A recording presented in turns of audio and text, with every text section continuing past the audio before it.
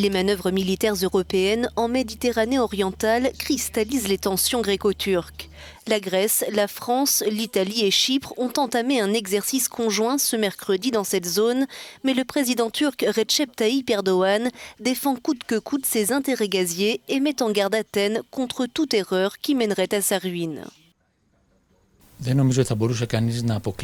On ne peut pas exclure la possibilité d'un embrasement qui résulterait sûrement d'un concours de circonstances, estime Panagiotis Tsakonas. Cependant, je pense que cette crise face à la Turquie en Méditerranée orientale montre que le président Erdogan ne veut pas d'une confrontation violente avec la Grèce, mais qu'il suit avec prudence une stratégie de tension sous contrôle. Sous contrôle, c'est là l'important. Le 10 août dernier, Ankara a déployé son bâtiment sismique Oruç Reis en Méditerranée orientale, une zone que se disputent la Turquie et la Grèce et où d'importants gisements gaziers ont été découverts au cours de ces dernières années. Nous assistons à cette crise depuis plus de 10 ans et nous constatons aujourd'hui que les deux pays défendent leurs revendications.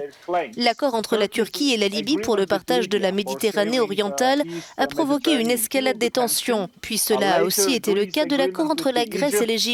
Et nous voyons donc les deux pays faire pression pour obtenir le maximum. Ce différend figure également à l'agenda du Conseil des ministres des Affaires étrangères de l'Union européenne qui se tient jeudi et vendredi à Berlin en Allemagne. D'éventuelles sanctions de l'Union visant la Turquie enverraient sans doute un message fort aux autorités turques. Cependant, je pense qu'elle ne serait qu'un élément parmi d'autres d'une stratégie plus globale que l'Union européenne doit développer à l'égard d'Ankara. Une stratégie qui s'appuierait en quelque sorte sur la méthode de la carotte et du bâton, un mélange de l'approche allemande, collaborative avec la Turquie, et de l'approche française, qui entend freiner l'agression turque. Je ne suis pas certain qu'il y aura une déclaration commune, comme cela a été le cas auparavant. Les relations entre la Turquie et l'Union européenne sont déjà, on peut le dire, médiocres. Et sanctionner Ankara ou faire des déclarations cinglantes ne ferait que les dégrader un peu plus. Ankara soutient qu'aucune concession ne serait faite sur le statut des eaux territoriales litigieuses.